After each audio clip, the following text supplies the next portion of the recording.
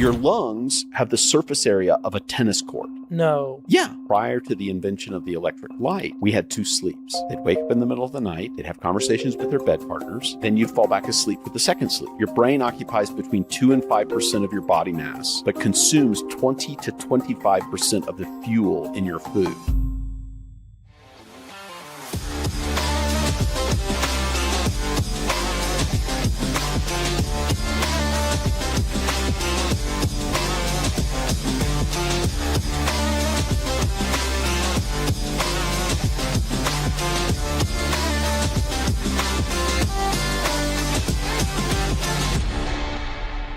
Hey, welcome back to the Josh Lustig podcast. Today, I am super excited. I've been working on this guest for weeks and weeks.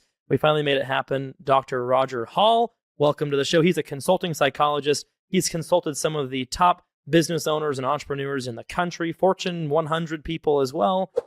He's written 3 books now, on to another one potentially. I don't want to spoil anything.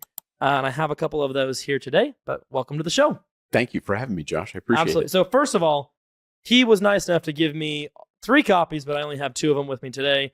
DIY Brain, the Mindset Makeover Manual for Peak Performance. And then also other book, Staying Happy, Being Productive. I think we all could use that. The Big 10 Things Successful People Do. So why don't you just walk me through, how does one get to the point? I mean, you have a master's degree, you have a PhD from Ohio State, you have all this life experience. What makes you want to write books and go do this whole thing? I was given a series of lectures, and they were called Hotwire Your Brain. That was the name of the series. Six series, and each of the lessons had 3 stories. And so for 6 weeks, people would come and I would tell 3 stories, all of which designed to change your neurobiology. And that was in 1996. And a friend of mine, one of my closest friends, came up to me at the end and said, you ought to turn that into a book. And I said, really? And that became the foundation of DIY Brain. Oh, nice. And so I started writing that in the 90s, tried to pitch it in the early 2000s, couldn't get any traction, put it in a file drawer. All written is it was, I would say done. it was probably 3/4 done. Okay. In the early 2000s, and put it in a drawer, couldn't get any traction. People didn't understand it. At that time, when you're talking about neuroplasticity, neurogenesis, the brain changing, it was so foreign, people couldn't understand it. And so I put it in a file drawer. Then by force of necessity, I wrote my leadership guidebook called Expedition, and went down to Kinko's and eventually worked my way up to Minuteman Press to get that printed. And I was using that with my clients, and then dusted off the manuscript for DIY Brain, which was that came from those initial lectures. Went to a publisher here locally, here in Idaho, and she said, love the concept. It's too broad. You gotta tighten your audience. And I don't want to write another book. And so I had taken a speech that I had written about the Big 10 things successful people do. And I turned that into blogs. We turned all those blogs into Staying Happy, Being Productive. Oh, no way. And then once that took off, she says, okay, I'll take a chance on DIY Brain. And so we put that together. And you've just spent like a very considerable amount of time figuring out how the brain works, what it does. Is that what your PhD is in? Actually, my PhD is in a subdiscipline of psychology called counseling psychology. And in the 50s, 60s, and 70s, the word counseling meant then what coaching means today. Got it. And so my program was designed to help psychologists to work with people who are pretty healthy, helping them become even more healthy. It was really in the human performance, human enhancement area. And we also had this little sidelight in career psychology. So the psychology of work and the psychology of human performance. And that's what I got trained in. Yeah. And the practical application for that is really in right now. A lot of people are in higher education, but outside of education, it's in sports psychology, military psychology, and consulting psychology. Like for business owners. For and business people owners, running- yeah. Yeah. I don't have a So much background. going on in their head. How do you unravel it? Exactly. Happiness versus productivity. We see that a lot at least I do some consulting, right? Yeah. From a different lens, obviously. And we run into a lot of people that come to me for like the practical, how do I scale my business from 6 to 7 figures? Or Yep. how do you have this massive exit? And we talk about that a lot, but I'd say over half of the conversation turns into, what do you want in life? And why are we so anxious about this or that? Or turning it into like work-life balance, and people like realizing that, well, shit, I've been doing this for so long that I just forgot what I'm even doing this for. Like, we're talking really successful people that are making millions of dollars, but are like kind of, on the brink of divorce, or they're on the brink of losing their company because of XYZ. And it puts life in perspective real quick. So I'm just curious your thoughts in general on that broad topic of like just business owners, the logistics versus actually dealing with what's going on inside their brain. If you're having trouble at home, you're going to have trouble at work. If you're having trouble at work, you're going to have trouble at home. We're the same people everywhere. And what I know about human beings is that if you're focused only on accomplishment, and accomplishment is good, but if you're only focused on accomplishment, you're neglecting many of the other areas for a full life. The language that the positive psychology movement uses is a flourishing life, which is a good enough word. I mean, I prefer the word abundant life. Is how do you like have a really, really rich, full life? And accomplishment is part of it, but you've got to have meaning. You've got to have relationships. You've got to be engaged. You've got to experience positive emotions. So if you're just keeping score, you forgot why you love the game. Sometimes I recently, to build onto that, I recently said out loud, I think I got at one point so busy building a life that I forgot to live one. Oh, yeah. And I think, and I do pretty well. Like we focus on, one of my major things is work-life balance, and I do believe in it. I actually do. I think it's very possible, but it's very intentional. You have to be very intentional on how you spend the actual time. And, for some, I never really work past 5:30 other than when I travel. Yep. And, I have 4 little kids and my wife, and I never was foolish enough to say that didn't matter as much as business success, but there's plenty of other problems that I've had along the way, on that journey to arrive at that conclusion. Like I said, it was worthy to not, I said it was worthy to focus on money and pursuit of success in a business category and be with my family and my kids. But pretty much everything else would go to the wayside, other than my spiritual life. But even then, sometimes they're hard to focus on. So it'd be like, people say, oh, how about fun? I don't have time for fun. How about friendships? Oh, I'd love to do that, but I'm just not a very good friend at the moment. I got too much other stuff going on. So I think it's fascinating. Like, what would be some tips? I know this is kind of a broad question, but what are some tips for someone that's feeling like, dang, I've let my life get a little out of control in the work category? How do you help them kind of navigate back to this abundant lifestyle? Well, what I do, and that's the theme of the Staying Happy book, is that I've looked at the lives of successful people, and I see that they monitor 10 basic areas of life. And if you think of it like the spokes on a wheel, if one of the spokes is really short, boom, boom, boom, boom, boom, you notice it. And if a bunch of the spokes are short or broken, my focus is, okay, let's say you're really great at making money. Great. Don't want to stop that. Right. What's the one other thing that you want to improve? And I usually tell people, don't try to improve the thing that's the most broken. Don't start with the most broken. No, because the distance between how broken it is and where you want it to be is so far, you'll get discouraged. So fix something that's kind of broken. And then once you have success in that area, then you move to the next thing and the next thing. The problem for most people is, especially successful people, accomplished people, they go, I can do this. I got it. I can multitask, which is a lie. They think they can solve a lot of problems at once. So I really focus, just change one thing at a time. Mm. Rather than like coming out of some, I go to a lot of seminars. I love them. I host seminars. I go to seminars. Yeah. Rather than coming out of something like that or reading a book and being like, oh, I've got 23 things that I need to change when I go home. You're saying like choose one. Focus on it. Yeah. Yeah. So, I mean, National Quitters Day. Are you familiar with National Quitters Day? Well, is it January something? Yes. It's the second Saturday in January, which is the time at which most people, like 80% of people, give up on their New Year's resolutions. Couple weeks in. Yeah, it's a couple weeks in. What's the reason? They were really excited. They put a bunch of effort in. They hit a roadblock and then decide that I'm not going to move forward after that. Is that the reason? That's a reason.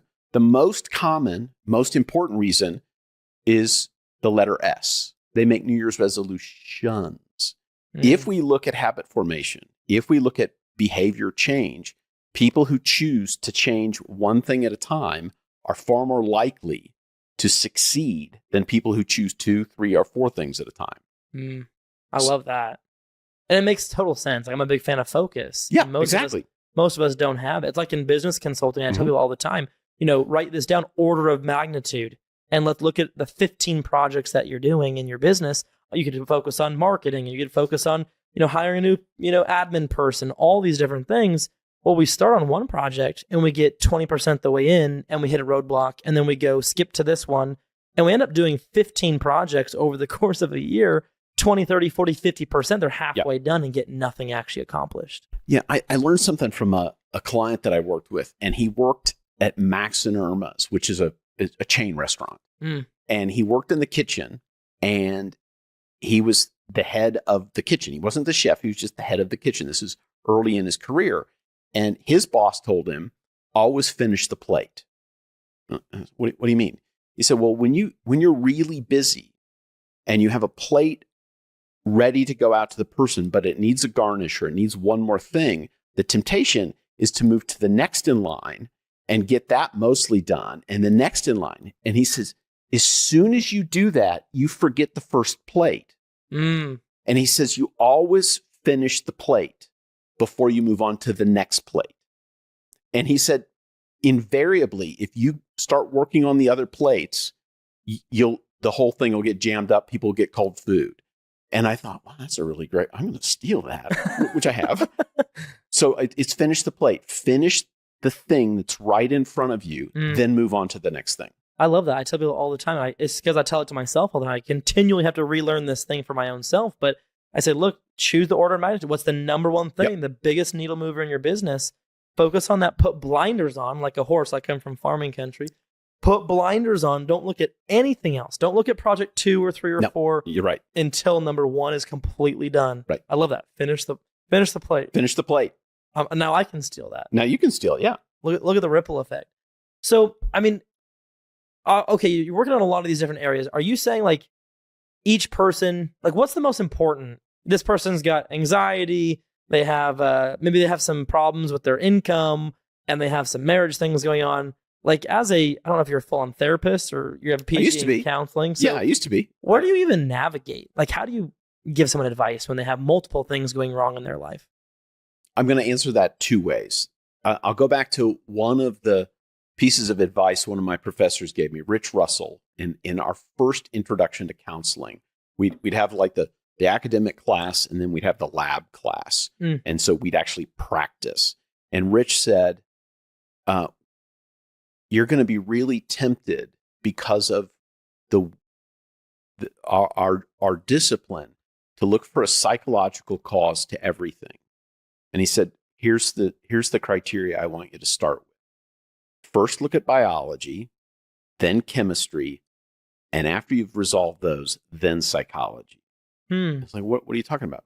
Well, if you think somebody's depressed or they're unhappy, are you looking at what chemicals they're putting in their system?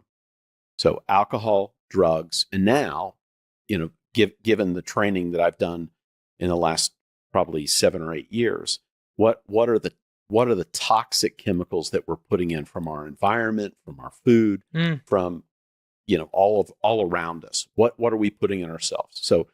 So look for, before psychology, there's chemistry. Before chemistry, there's biology. What's a biologic cause that could have the same result? You're talking like maybe just somebody's like super sleep deprived. You have hit on the number one.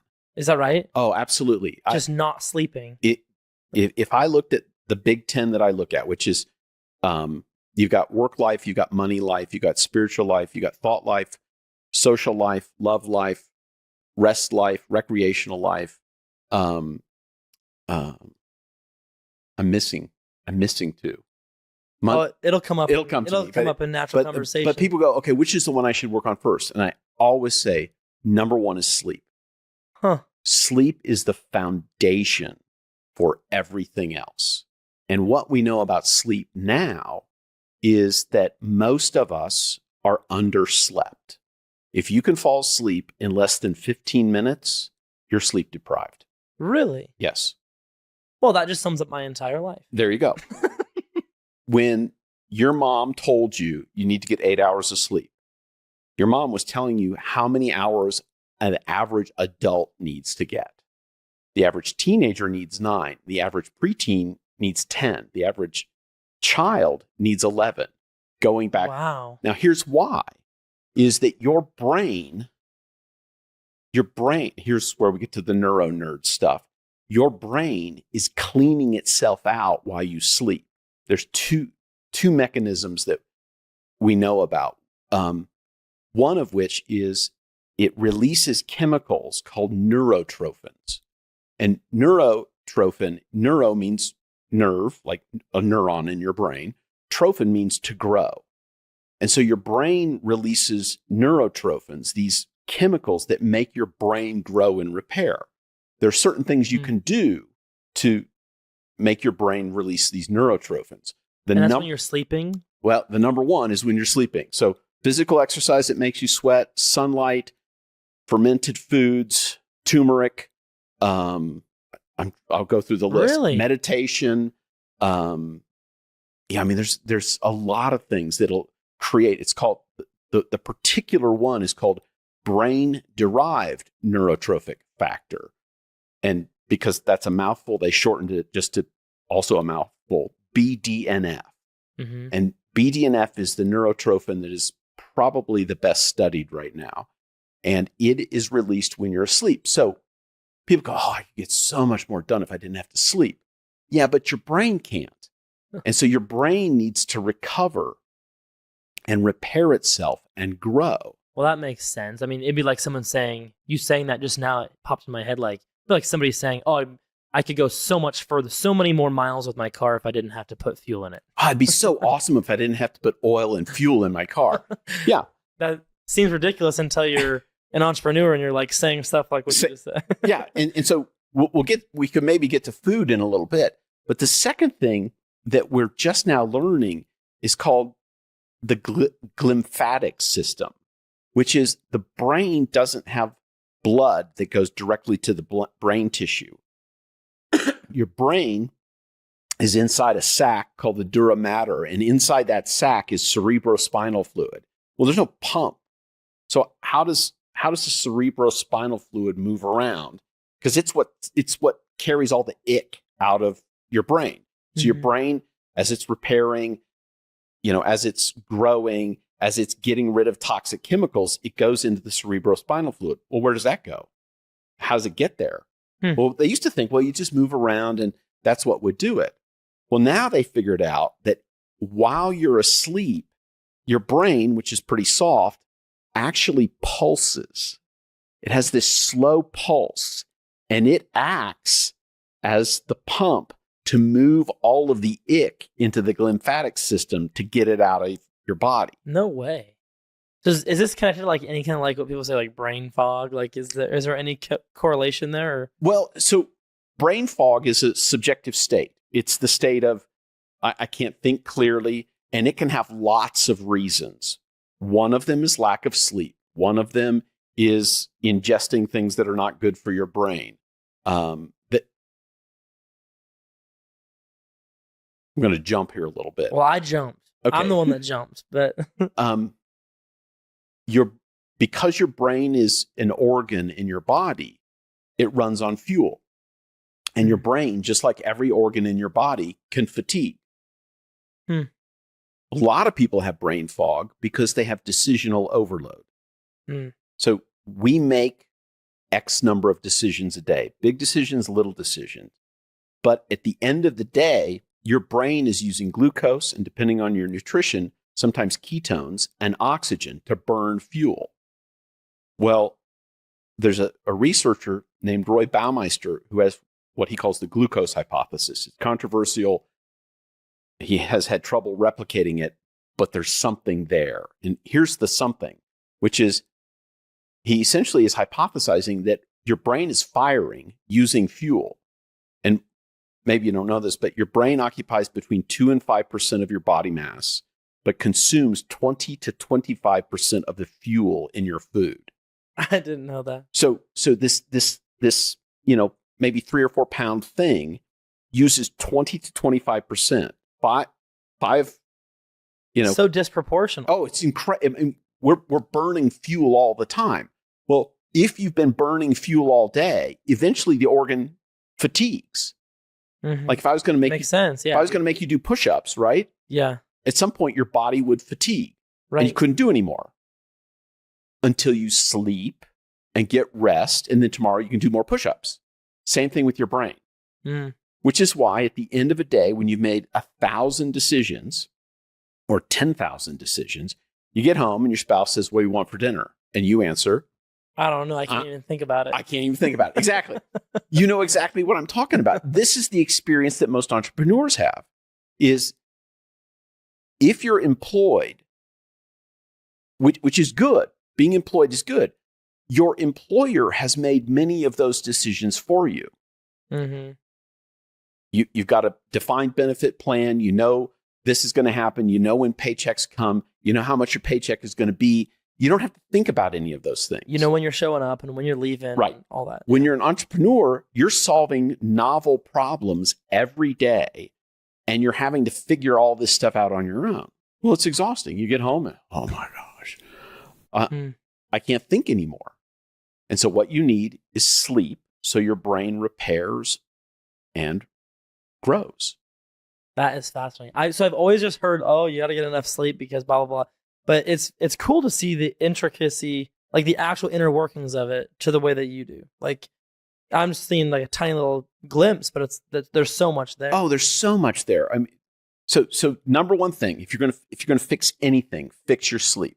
Adults need 8 hours. So you should be looking into what's the quality of your sleep. A lot of those bio trackers, they're getting really good now. They're not perfect, but they're getting really good. And so you can find some of them will have your blood oxygenation.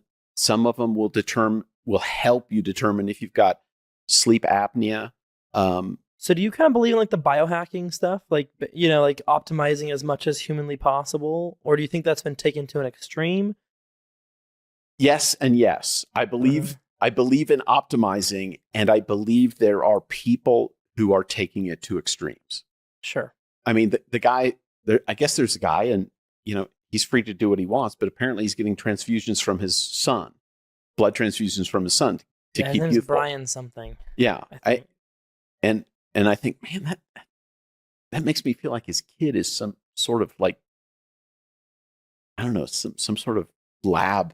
It seems a little sick to me. Yeah, that's not my jam. That's a little creepy. But as far as like, hey, how do you get better sleep? Yeah, I think absolutely we'd all be smart. What's one, like if you had to just choose one thing, and then I know we have to move on, but one thing about sleep, hey, I'm not sleeping very good. What would be like one habit that anybody could kind of institute that would at least help them? What typically happens to people is they wake up somewhere between 3 or 4 in the morning. And if they're an entrepreneur, if they're prone to worry, boom, they're up. Like they got to go to the bathroom, but they're up. And they get this flood of ideas and they can't go back to sleep. Guilty as charged, yeah. So what I tell people to do is you get a little pen light and a pad of paper and a pen, and you start writing down every thought. And there's an effect called the Zeigarnik effect. And the Zeigarnik effect is named after a Soviet psychologist named Olga Zeigarnik. And she was looking at memory for completed versus incomplete tasks. And an incomplete task is remembered better than a completed task. So, and you know this. There's an open loop. It's exactly, that's the language I use. So you've got an open loop, you tie up the bow, and writing completes the task. Even though it's not done in real life, just the fact that you wrote it out gets it out of your brain onto a piece of paper. On a piece of paper. It's brain dumping. You're dumping it out of your brain. Because here's what happens when you're starting to fall back to sleep. It's like, got to remember to make that phone call. Don't forget to make that. Oh, got to make, who am I supposed to call? It's oh no, what if I forget this? Right. If you just write it down. And again, a little pen light. Don't get lights going on everywhere because that'll change what's happening in your brain. Little pen light and write all that stuff down. And people say, well, if you knew how much I thought, I'd be up for an hour. And I ask, how long are you up anyway? I don't know, about an hour. Seems like it'd be more productive. seems like a fair trade. And what people want is an immediate cure, which is, okay, first night you're going to be up for an hour writing. Second night, you'll be up 45 minutes. Third night, a half an hour. Fourth night, 15 minutes. And eventually you'll get better and better. And you'll start whittling down all the stuff that's keeping you awake. You kind of wean yourself off of that. Now, you mentioned all the light stuff, and my wife is interested in some of this, and I've been interested in like learning how to understand how your brain works in a positive psychology standpoint. Sure, yeah. But not much on the biology side or anything like that. My wife's really into like circadian rhythm. Yep. Is there quite a bit to do with that? Oh, yeah. Like the lights, at night, especially before you go to bed, your screen lights, candle lights way better for you, all these different things. Yeah, in my house, we do not have bright lights on after dark. I mean, they're about as bright as that light. Yeah, and nice warm light. It's warm light. It's not very blue because it helps us to sort of settle down. So for anyone that's listening that doesn't know even the term circadian rhythm, like what is that, and how do you kind of start to optimize it in 2 or 3 steps? So circadian rhythm is human beings are connected to the sun cycle. And so our bodies tend to get aroused and get drowsy and get aroused as the sun cycle goes. And one of the things, this 3 or 4 in the morning thing, is that is a time in sleep and in your circadian rhythm when you are more likely to be aroused. So when you sleep, you go through about 5 different stages a couple times in the night. And it's 3 or 4 in the morning, typically the way the American system works, that people tend to wake then because it's a natural time that your circadian rhythm has got you more easily aroused. We sleep one sleep. If you look at other cultures, they have a midday siesta and then they have a shorter nighttime sleep. And if you look at the practices in the United States prior to the invention of the electric light, we had 2 sleeps. People would go to sleep when the sun went down. They'd wake up in the middle of the night. They'd have conversations with their bed partners. Other things would happen, which is why you had 14 kids. And then you'd fall back asleep for the second sleep. Really? Yeah.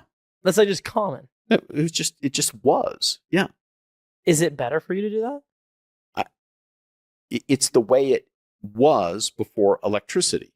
Yeah, I love electricity, by the way. So right, yeah. So I mean, it makes a lot of sense. To be aware that, okay, my body, the biology. We're back to Rich Russell: biology, chemistry, then psychology.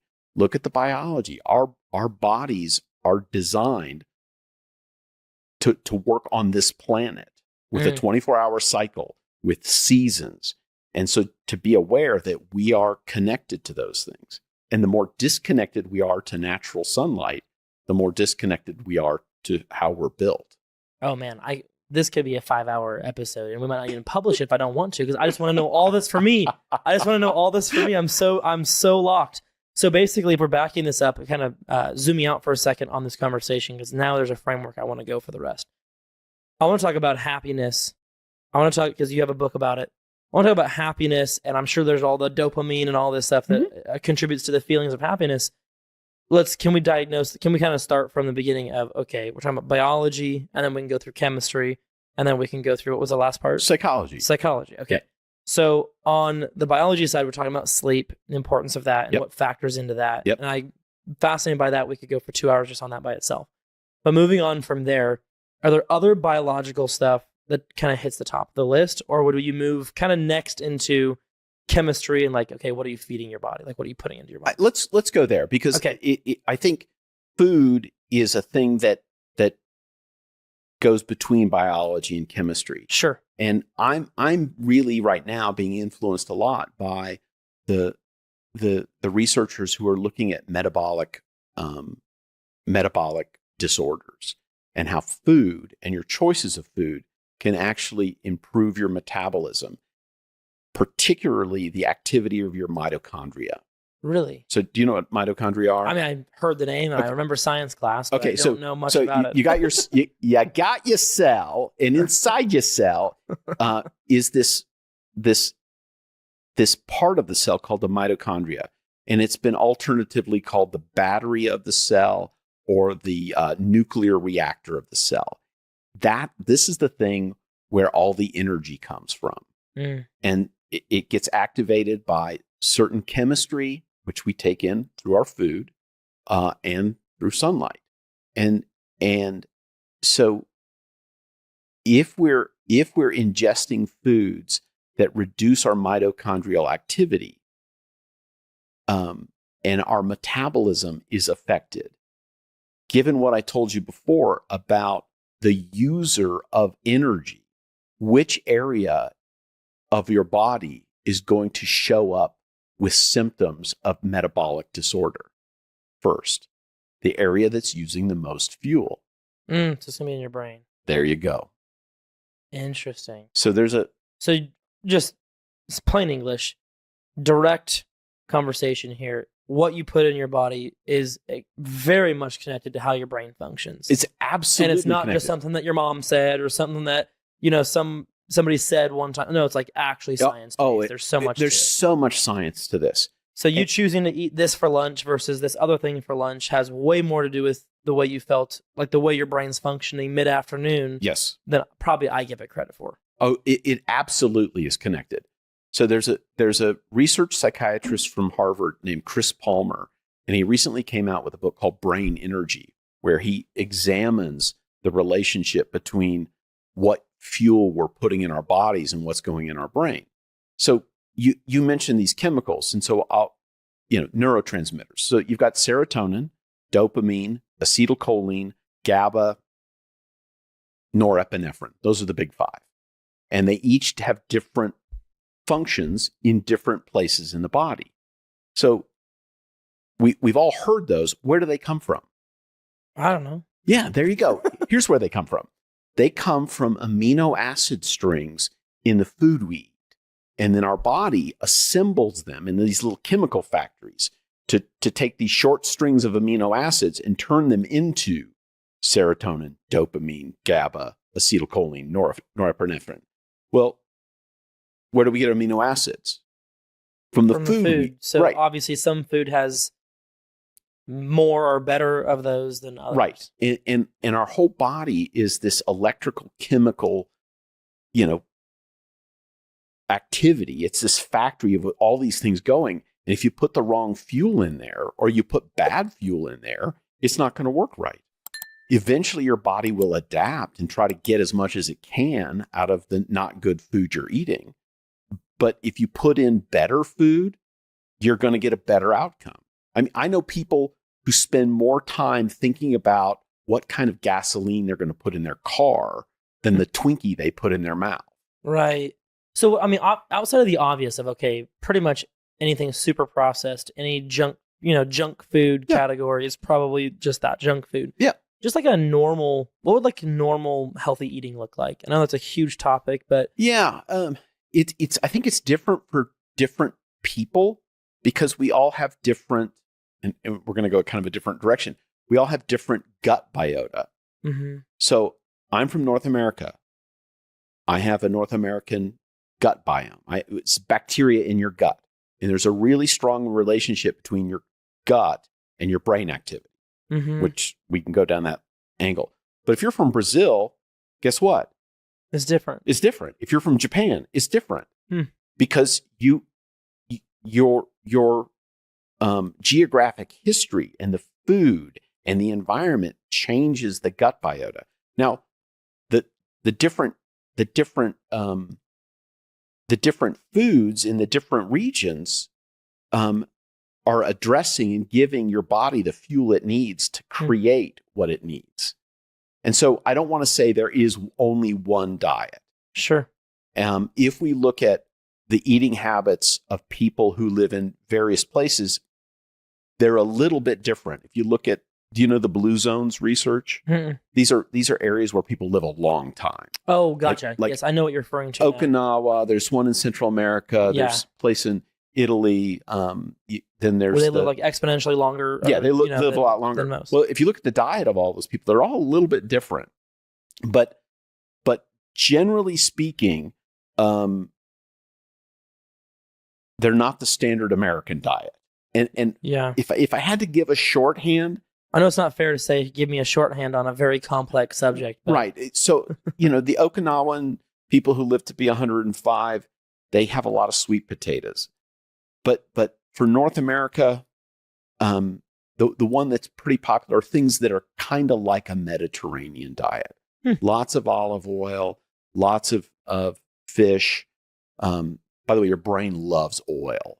I mean, fish oil especially. Olive oil, avocado oil. Shout out to my wife, Brooke. You were right. No. I'm going to create conflict in households all across the country. No, I mean, I don't disagree with much, but I don't take it as serious as maybe some other, like my wife would on some of these subjects. But I think it's really good. Like we like a shorthand answer that we have and that we're doing our best to live by. You tell me if it's good or not. It's like the more one ingredient foods, the better. So chicken, if it's just chicken, is better than chicken cut up and put in a can with a bunch of some preservatives and then, put on a shelf forever. Yeah. Or, actually having, a steak is better than a steak with a whole bunch of other stuff. Or you look at, pastas are not going to be as good as something that's like an egg, like just an egg is one ingredient. So as a general rule of thumb, we try to get closer to that, like just more natural from the land eating than processed. Yes. The fewer the ingredients on the package, the better. Now, that's not to say that spices aren't important. Like if you're saying, sure, I'm not going to put spice on my chicken because that's 2 ingredients. No. I would never go there. Yeah, okay. Because depending on their spicing, there are lots of natural spices that, and that's what makes food good, right? Yeah. I mean, great cooking is the choice of spices, and spices kind of are medicine. Like turmeric, for example, is a primary ingredient in curries. Yep. And so Indian food has got tons of turmeric, ginger, all those things, but they're all natural, simple ingredients. It's not stuff that you can't pronounce. So my friend isn't as crazy. I show up at this place one time. We're over in the Philippines, and my friend pulls out of his pocket, as if it were a carrot, this like piece of turmeric. Was like, here, have a bite. Oh, that's a lot. It was a lot. That's a lot. It was a lot. And my teeth were orange for like 2 days. I was like scrubbing them. It doesn't come off. It doesn't come off. Here's what I know. All right. So moving along through our framework here. So we're on to chemistry. So we're talking about food. What are some things, obviously, okay, people are saying, I got a lot of anxiety, Roger. I want to replace anxiety with happiness. That's just my general, very loose goal. We're talking about, okay, sleeping right, eating right, obviously substances, I'm sure. So talk about the effect of maybe alcohol, smoking, vaping, marijuana that you've seen from your point of view. Yeah. Like what's so bad for you? What's not so bad for you? Is it all so bad for you? Whatever it is, right? Yeah, I tend to take, and I actually started out my career in the substance abuse field. So I've forgotten a lot about drugs. If you look at those are all different things. So we'll start with alcohol. Alcohol definitely can be abused, can be very addictive, and in the right quantities, which is not a lot, it can be just fine. But are you talking like the 1 glass of red wine a day kind of folks is fine? Or are you talking like 2 tablespoons? Because I'm not the 2 tablespoons. There's a big discrepancy here. Somebody might say not a lot is 1 bottle. Somebody else is like one glass. I think there are a lot of people right now, and it's okay in my mind, that have gone to the abstinence on alcohol is the most healthy response, and perhaps it is. And for many people, abstinence from alcohol is the healthy response. Sure. But if we look at the role of alcohol throughout history, certainly it has been abused, but it's been a pretty common necessary ingredient in life throughout history. So let's look at that and say, why is it a part of our history and tradition in a positive way? And I think alcohol can be used in a positive way. It made the Bible. How is that? So, I mean, obviously, like on the alcohol subject, there's been even in my own life, I've had moments where it's not a very healthy thing in my life. Yeah. And other times that it is, and other times where I said, it's not healthy and I just have no alcohol at all, which I think was the right solution for that time. But then it's hard on a micro level, it's easy to say some people should not have any, some people should, are fine. But on a macro level, it's hard to say as a Christian that it's completely bad. Some people do. But it's in the Bible. Jesus drank wine. So how do you and there are Christians who go, well, that was really just grape juice. And it's like, yeah, but Paul said, do not be drunk with wine. So you must have been able to get drunk. Nobody's ever got drunk on grape juice. So, I mean, we've known about fermentation and beer for millennia. Yeah. Distillation is a little bit more recent. I'm going to use an example with alcohol, and you're going to see how I'm going to apply it to tobacco and to marijuana and the other drugs. If you have a glass of wine, you're getting in about a 7-ounce glass of wine the same amount of alcohol you get in a 12-ounce beer or in a third of an ounce of distilled alcohol. And that distillation takes it to about, let me make sure I get it right. Yeah, 80 proof is about 40% alcohol. So it's just more concentrated. Right. Well, there's a thing called Everclear. Have you heard of this? Oh, yeah. Yeah, Everclear is 98% alcohol, not 40%. Not like your wine, which is somewhere around 12%. Not like your beer, which is about 5 to 7%. It's 98% pure alcohol.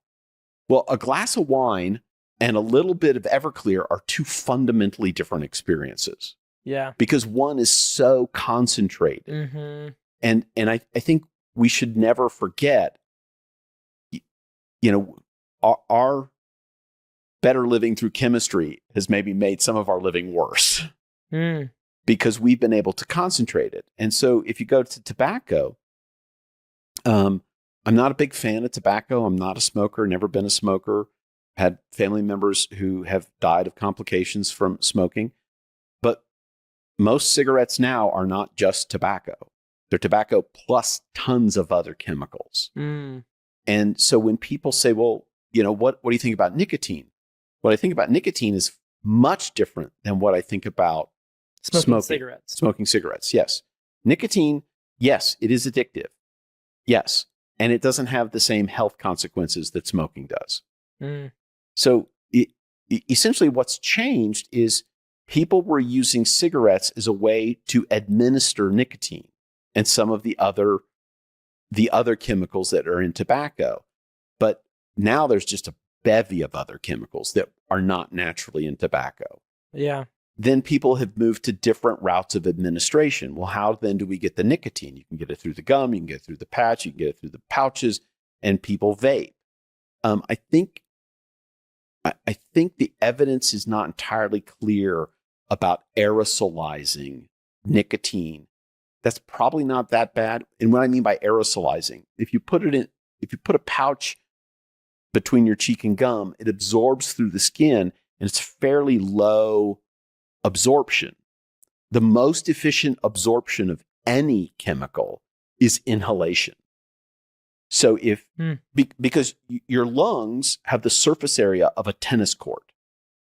No. Yeah. What? Yeah. I mean, there are all these little grooves and all these little things. So it's the surface area of a tennis court. So I put this thing in I just put a pinch between my cheek and gum. How much surface area do you have? Not much. Versus a tennis court. Boom. And when it goes through your mouth, or if you're chewing the gum, you've got the liver as a filter. So it finds it and it goes, this too much of this, not so good. Get rid of it. If it goes to your lungs, some of that goes through the liver. Some of it goes straight to your brain. Really? Yeah. So inhalation or aerosolization of the chemical gives you a bigger hit. So, and all of the other chemicals that are in the vape, the vape packet, the flavor, and that's what's probably so bad for you. I don't know. Yeah. I don't know, but it's like food. Like what are you going to put in your system? A thing that one thing or a bunch of things? So you would go here. So we're talking to this guy that has a lot of anxiety or whatever, and they're having the problem. We're talking about the sleep. We're talking about the food. Yep. We're talking about. You would probably go here and say, okay, what are your habits here? I would absolutely look at all those habits. You're like, how much are you drinking? How much are you, yep. do you smoke? Do you do anything else? Yep. Do you vape? Stuff. Right. And probably if there is a question, it's best to cut it while you're trying to figure your life out in this hypothetical, right? It's certainly worth removing it or reducing it as a variable and seeing what happens. Yeah. So on this subject, is this where phones, like phone addiction? It's a whole different topic, but we can talk about it. Yeah, I do. Because we're talking about the screens earlier. And it's like the addiction. I know you have some thoughts on this as well. Like kind of talking about addictions. Like what about screen addictions? People are constantly like, I realize that I have this, right? It's like I spent more time between my laptop at work and my phone. I was spending more hours of my waking life on a screen than off of a screen. Yeah. I don't think that's very uncommon. I think that's a pretty common experience in today's world. And sure, you can argue that some of it's necessary because of work and all this other stuff, but it's like that can't be good for a person. Like I noticed that my head hurts after looking at it too long, and probably got to get your vision checked. What was that? Probably got to get your vision checked if your head hurts. Probably should do that. So, like, what are the effects of this? Like, what do you think the society effects on this is going to be? So there's a book out called The Anxious Generation by an author who I really respect named Jonathan Haidt, Haidt. I own that book, haven't read it. But get it on audio, listen to it while you're coming into work. Yeah. And he argues that the reason that Gen Z is so anxious is he says we've changed from a play-based childhood to a phone-based childhood. And I think, he'd say it's all phones. I'd say he's mostly right. There are people go, no, that can't be it's not just phones. But I think he's mostly right that if you look at the way children are interacting with their phones, they're no longer interacting face to face. It's all mediated by the phone. It's mediated by a text. It's mediated by a Snapchat. It's mediated by whatever the thing is. So they're not actually talking to people, looking at people. It's all mediated through this device. And human beings are more than just visual and auditory creatures. Now, people are going to watch this on their phone.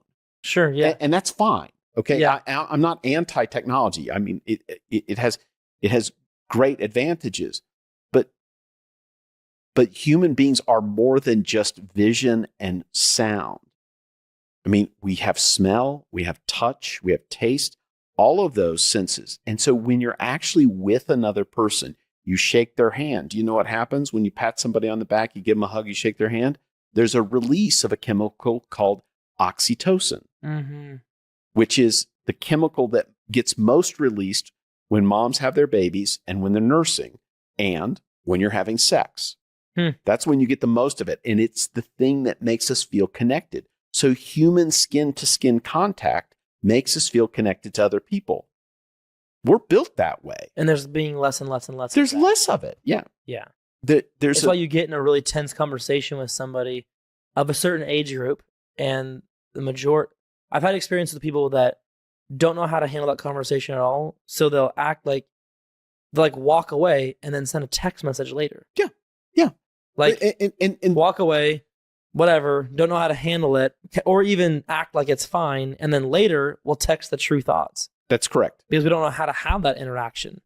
And I don't blame the young people for that. That's not their fault. It's that we have created environments for young people, and as their children, these young children, they're learning to adapt to these environments, and so they're learning how to do this. One of the founders of the idea of emotional intelligence, a guy named Daniel Goleman, in his book Social Intelligence, he implies that the skills for emotional intelligence of dealing well with other people and managing yourself, he says, those things happen as children on the playground negotiating with other children without adult supervision. And so the more time kids are in unsupervised play with their age-related peers, the more they're learning how to negotiate, how to solve problems. Now, if we look at the way schooling has happened, we've reduced free play. There's always an adult monitoring or managing the play so that somebody doesn't feel left out or bullied. Right. And I'm not advocating for leaving kids out or feeling bullied, but you learn how to negotiate those things when you've got a playground bully. You figure out, okay, that guy's dangerous. I'm going to hang out over here. Right. And so you start to figure out as a child how to negotiate problems as an adult. And if we eliminate the opportunity for children to learn that at a very young age, they don't know how to do it. Right. There's just not enough repetitions of it. Right. There's not enough reps. And so if you have people who haven't learned that yet, lots of unsupervised play with age-related peers as an adult will help that. So get involved in a club, doing something that you like with other people that's not mediated by technology. Smart. And again, people go, well, I've got these friends and we're gamers and, we're really tight and we have to learn this stuff. Yeah, I'm sure all of that stuff is happening and it's mediated by the electronic. So it's not bad. It's just not as good as it could be. Right. Yeah, there's pros and cons to everything. Yeah. And, there's consequences, good and bad, to everything that we do. Well, my 7-year-old, 4-year-old, 2-year-old, and 1-year-old will be fine because they're all day negotiating with each other. Exactly. And another issue is we've got smaller families, lots of singletons, so they don't have to negotiate with their siblings. Is if you're the only kid, and there's more of that now, then you don't have to negotiate. Well, I find another just element of this is talking to a lot of younger folks, and I am going to reference younger people, but it's across the board, in my opinion, the effects of technology, good, bad, or indifferent, but it's just exaggerated in young people because we've never known a world without social media. Anyone younger than me, I'm 28, and I come from a small town, so probably this is skewed a little bit by that plus or minus 5 years. But I mean, anyone my age or younger does not even remember a time without their cell phone. Yep. Or without social media for that, for that standpoint. So like Instagram and Facebook is as like a microwave to my dad. Like it was just like, he grew up with it. He kind of remembers when that came out, right? I remember when they didn't exist. Yeah. Yeah, exactly. But you kind of remember that, but now it's almost unthinkable to go without a microwave. Yeah.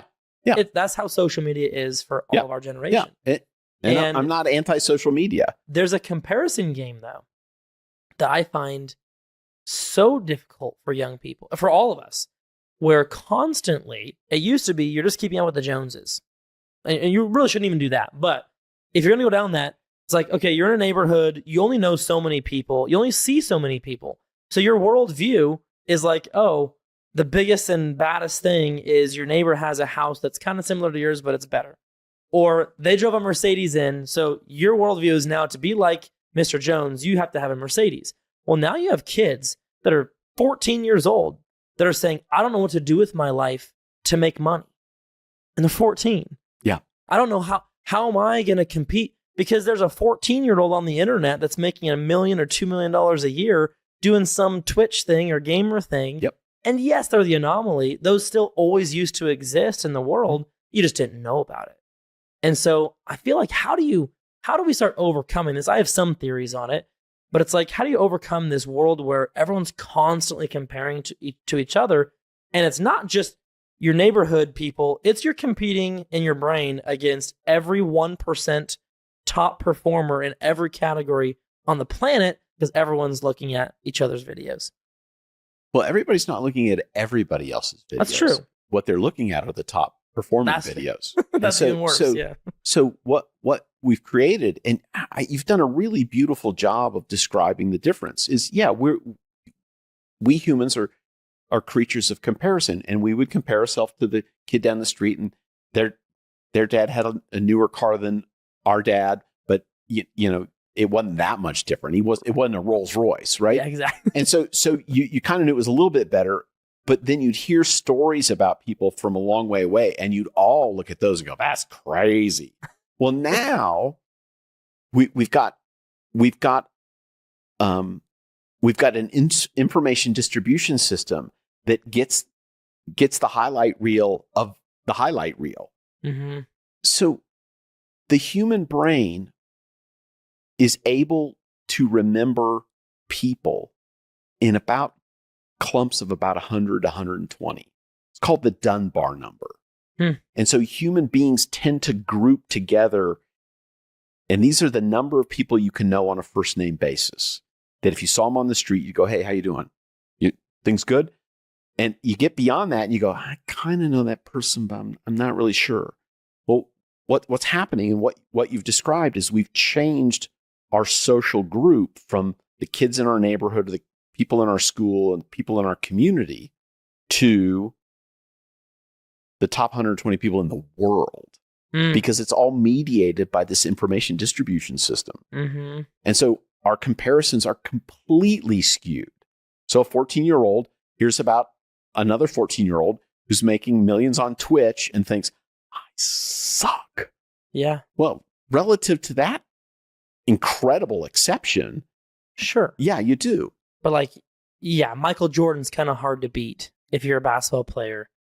Is it possible? Yes, but you're not only looking at Michael Jordan in basketball, you're looking at somebody talking about how they're raising their kids perfectly. Nobody's raising their kids perfectly. What I'm saying? That's just, it's just a falsehood, right? That's just a lie. Yeah. Or they're eating, they have, so Michael Jordan's this person has a six pack. This person has $10 million by a certain age. This person has, the Rolls Royce. Yeah. This person is out feeding the homeless in Africa and putting it on the internet. Yeah. So it's not even just in one category of success. It's in literally anything you can imagine. So, okay, here's another book I'd recommend called The End of Average. The End of Average. The End of Average. I need a notebook today. I'll have to go back and take notes later. The reason I love this book is if you're 1 in a million, if you've got skills that make you 1 in a million, that means on this planet there are 8,000 other people as good as you. No. So you're saying my mom wasn't even, that wasn't even that good of a compliment. Well, but if you look at 8 billion people, it's not that, it's not bad. There are 7,999 people who are just as good as you. But what they say on the End of Average is no one is average. There is no average person. And that uniqueness comes from not being the 1 in a million. It's being at probably the top 10% of 2 or 3 different things. And it's the combination that makes you unique. Interesting. So rather than thinking, I've got to be just like this other person, and I've got to be 1 in a million on this one thing, it's like, no, I'm the best. Ding, ding, ding, ding, and list off 3 or 4 things that are your uniques. And they're not really unique, but things that you're really pretty good at. This combination is what makes people different. I love that. I'm not the best at anything, but I'm pretty good at a few things. And that's what makes that combo. It's the makes combo. You special. Yeah. Yeah. That's kind of along lines of like Strengths Finder, just put differently. And I like that program a lot. It's an extremely well constructed instrument. Yeah. Wow, that's fascinating. Okay, I derailed us, but that was a good derail. Like, I think that how we manage our phones. I mean, my theory so far is use it when you're at work and do your best to stay off of media in your personal life. That's for me the prescription that's worked the best. Is use it for work so we can win at work. Use AI because it's a huge tool, and I don't want to fall behind in our industry. So let's use AI.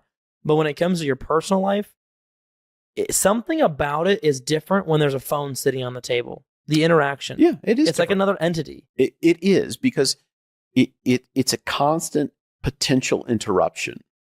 And what we know about concentration is that if I'm concentrating on something and my attention shifts to something else, how long does it take for me to get back to my previous level of concentration? Isn't it like 30 minutes? It's not quite that long, about 20 minutes. 20 minutes. Okay. Yeah. So ballpark it, 15 to 30 minutes, somewhere in there.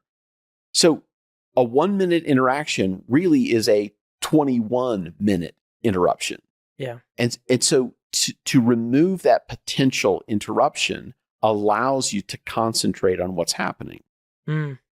That's why, well, in our consulting for business owners, that we talk so much about focus, so much about like time blocking and all that. Okay, so back to our framework. So we're at chemistry. Anything else there before we go on to psychology? Oh, there's plenty, but that's probably enough for now. Okay, cool. How about biology? Or how about psychology? Yeah. Where do you want to go on that one? So let's say we've talked to this guy and he's super anxious. Yep. He's a business owner or whatever. This is, we deal with a lot of business owners and work with them. So do I. So we talked to, we ruled out, okay, we're doing good on sleep. We ruled out, any of the bad habits of drugs or, overuse of alcohol or whatever else. Right. And we talked about some of that stuff in the food and eating habits. Yep. Obviously, exercise probably goes into that category as well. Absolutely. So we got that out of the way. Now we're talking about just more stuff on the psychology side. Where do you kind of start? Like, do you start like story of origin and go all the way back to like people's childhoods and stuff like that? No, you just go right into, okay, what's going on? I go on what's going on. And one of the things I've learned is if I view it as a number line, most psychotherapy is working on remedial work. People are negative numbers and they want to get back to zero. Well, that's valuable work. It's really helpful. There are a lot of people who are really, really, really suffering. Yeah. Okay. Or it's like a major trauma they're trying to overcome or something. Yeah. Sure.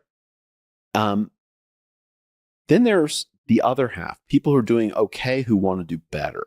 They're on the positive side of the number line. That doesn't mean they don't have parts that need to get cleaned up, but it means generally they're in the positive numbers. Like a net positive number, and they're just trying to increase that. And they're trying to increase. Yeah. Those kind of get confused as the same thing.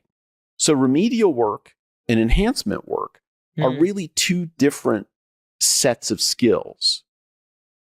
So yeah, you got the guy that's thinking about committing suicide, very much on the remedial side. We have to get back to zero. Get to zero. We're trying to get to a net neutral. Get to a net neutral. And so I've done a lot of work on this side, and I realized it's really important work. People are suffering, but I'm not constitutionally wired to be able to do that long term. Yeah. Because it absorbs in me. Yeah. And so I got out of that business. I've been a lot happier on the plus side. Yeah, working with a business owner that's got some problems just like anybody else, but normally we're going in the right direction. Yeah. Nothing's sinking. Yes. We just got to get over a couple of things. People have broken spokes in their wheel. Right. But they have a wheel. Yeah. So when I'm talking about this, I'm not talking about people who really are suffering, and I have a tremendous amount of compassion for them.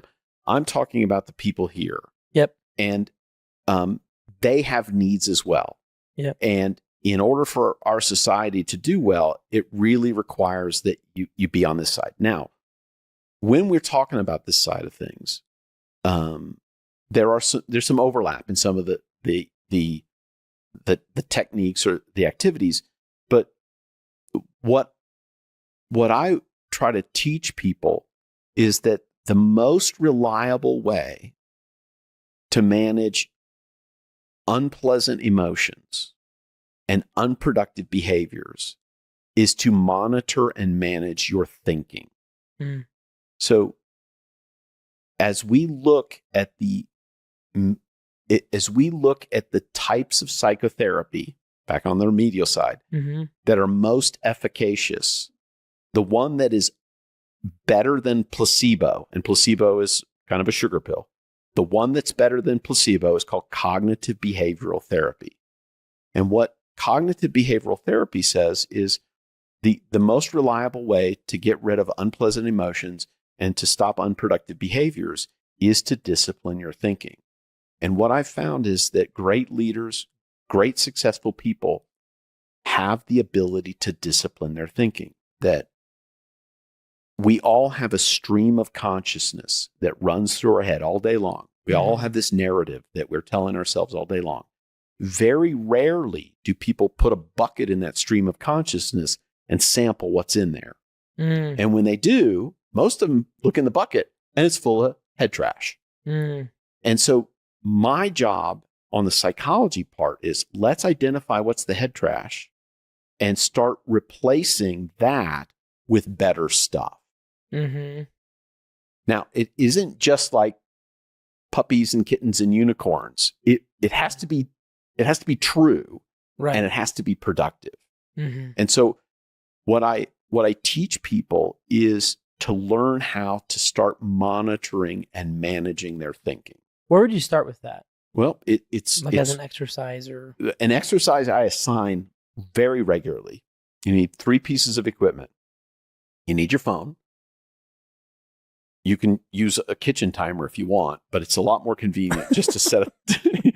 You could, on your phone, set an alarm from every hour from 7 in the morning to 5, or 8 in the morning to 6, or, 10 times, 10 alarms each day for 7 days. And then a little pad of paper, $2.79 at the office supply store, and a pen or a pencil. And as you're going throughout your day, when the alarm goes off, I tell people, on your pad of paper, write down the thought you were having right then. Now, I don't want to journal. It's like, and I felt really misunderstood by my parents. And I remember that one time at summer camp. I don't want any of that. I want you to write down, this customer is an idiot, if that's what you're thinking, or I want a cheeseburger, if that's what you're thinking. Interesting. And what happens is, at the end of that week, what you get is 70 observations of what's in your stream of consciousness. Bucket samples. Samples, exactly. And then what happens is there's 2 outcomes.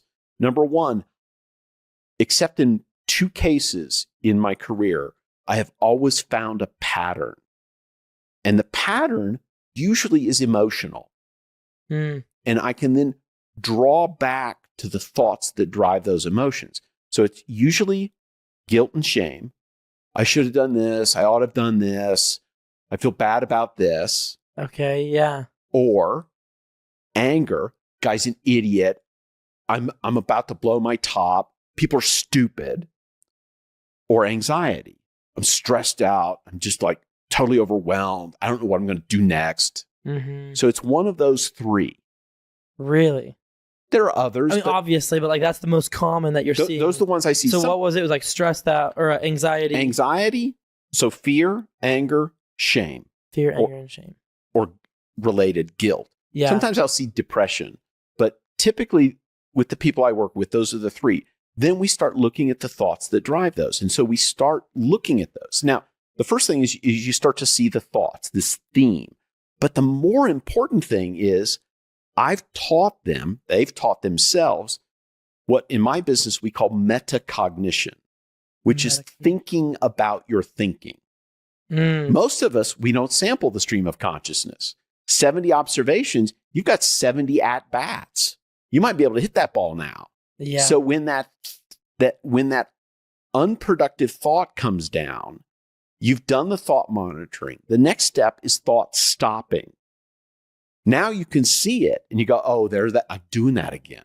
So recognize what you're doing, stop, and try to replace with a positive. And that's the third one, is replace it with, it can't be just more positive. It has to be accurate and positive. Ooh, yeah. Like, everything's going to be okay. Well, maybe it's not. It's got to be true. It's got to be true and more productive. So I try to not say positive because it has a falsehood. People hear falsehood. You're just going to believe in rainbows and unicorns. No, I want a more productive, more accurate thought. Now, that last part, that thought replacement, sometimes you need to bring in some help, which is a trusted advisor, a pastor, a friend, a family member, a professional consultant, an advisor of some sort who can go, okay, I see what's going on here. Here's how we change it. So thought monitoring, thought stopping, thought replacement.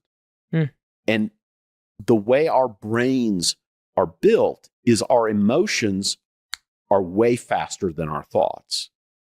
But the way our brain is built is the most reliable way to manage unproductive emotions and unproductive behaviors is to change our thoughts. So it's slower, but it's more reliable. That's very interesting. So you're building it from the ground up. Is there some things, so when you're doing that and you're working with somebody, let's say they're, very anxiety based and overwhelmed. Let's just say that was their thing. Yeah, that's their thing. You probably see 70% of the thoughts are like that. And there's a lot of those. Yeah. They still have some like 10% of the other ones or whatever, but it's the dominant thought. Yep. That makes so much sense because oftentimes like what you track and measure is going to get improved just by itself. Right. That's exactly how it works in my business. Yes. Yeah. So you start looking at, someone's like really struggling with their finances about budgeting and saving. And all of a sudden they just start writing down every single time they spend anything on their credit card or elsewhere. They write it on a piece of paper. Naturally, you're going to spend less because you're focused on, I did that again. I spent that again. I spent that again. So this really goes for any area of life, I'm sure. It does. And all I'm doing is applying what other people have done in other areas of life to what we're doing with our internal state. I mean, there's nothing new under the sun. I'm not a genius. But yeah. Yeah. Truth with a lowercase t always goes back to truth with a capital T. I'm sure we could get into more of the faith-based conversation too. So do you do this exercise for yourself? I mean, do you do this? Do you look at stuff or you it's now such a natural part of my life. I know when my thoughts are getting away from me. Yeah. And sometimes it takes a few minutes to lasso my thoughts and bring them under control. I mean, I'd be lying if I said, I've got perfect control. No, I'm a human being. Yeah.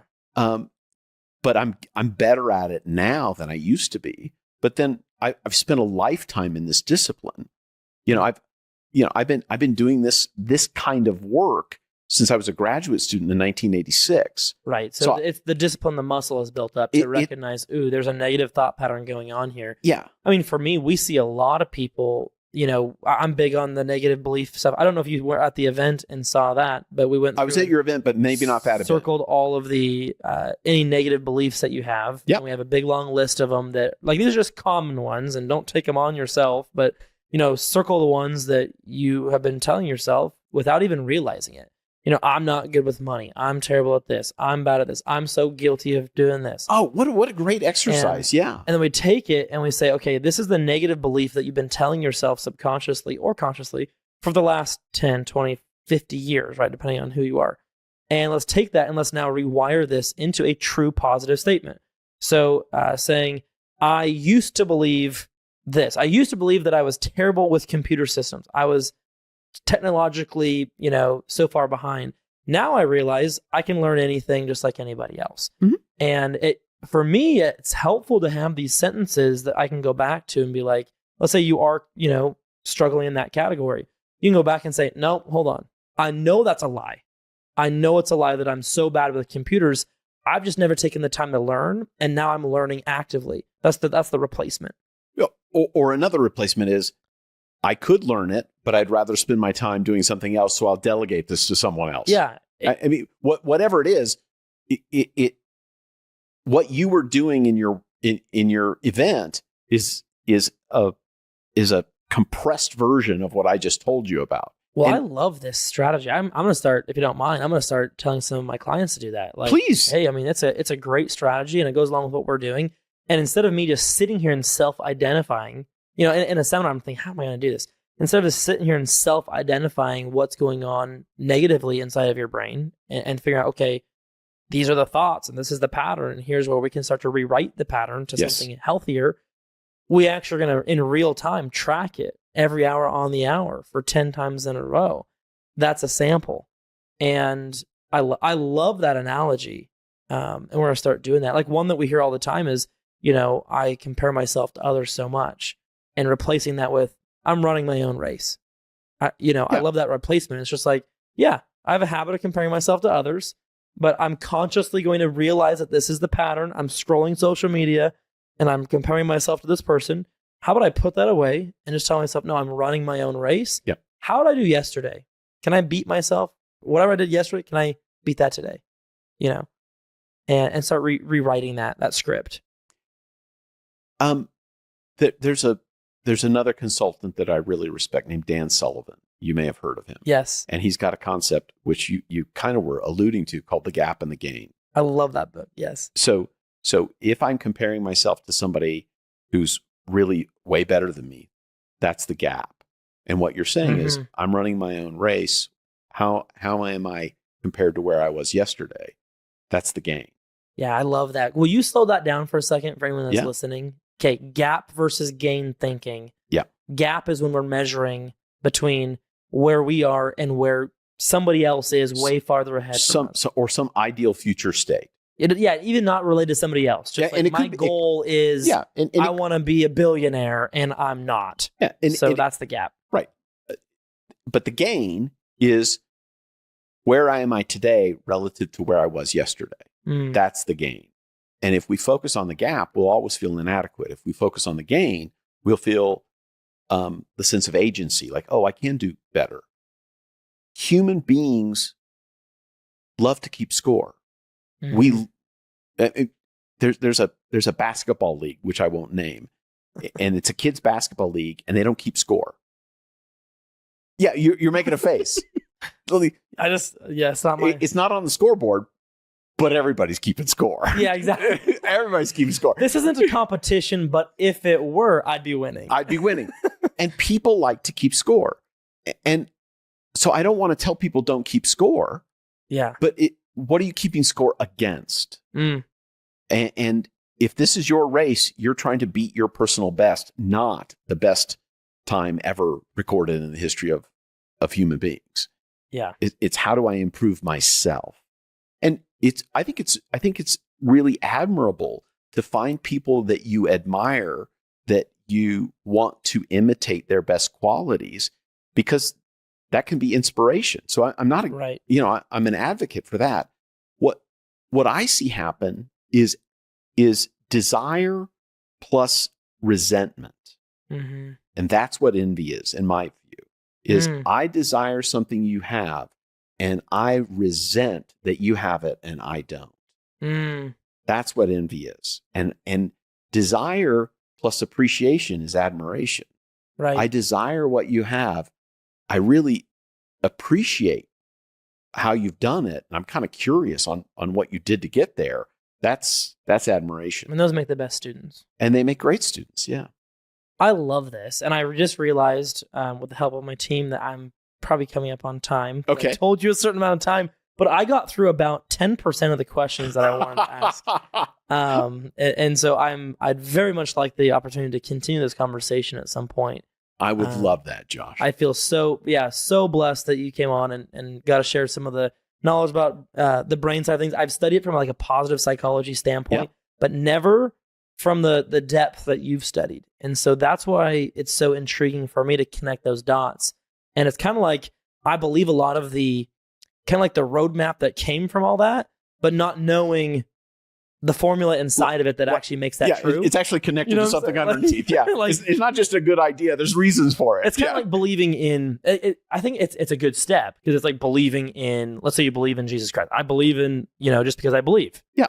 But then like there's this whole world of like theology and apologetics under that surface that you go deeper and it's like, oh, these are all the reasons why that's actually good to believe that. Like, that's actually true.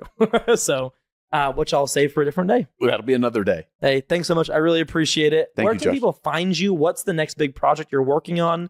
For anyone watching this that wants to get to know you better and whatever you're doing next. Yeah. The best way to get in touch with me or find out about me is on my website, which is drrogerhall.com, drrogerhall.com. You can follow me on social media at Dr. spelled out DOCTOR, Roger Hall. I'm on most of the platforms.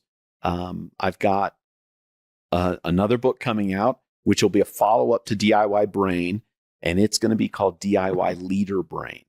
Nice. About the neurobiology of how humans interact. And we touched on a little bit of it today, and how leaders can affect groups of people and what happens in our brains and our bodies when we do that. Oh, it's so fascinating. Thanks so much for sharing your wisdom and time with us today. Thank you so much, Josh. Grateful to be here.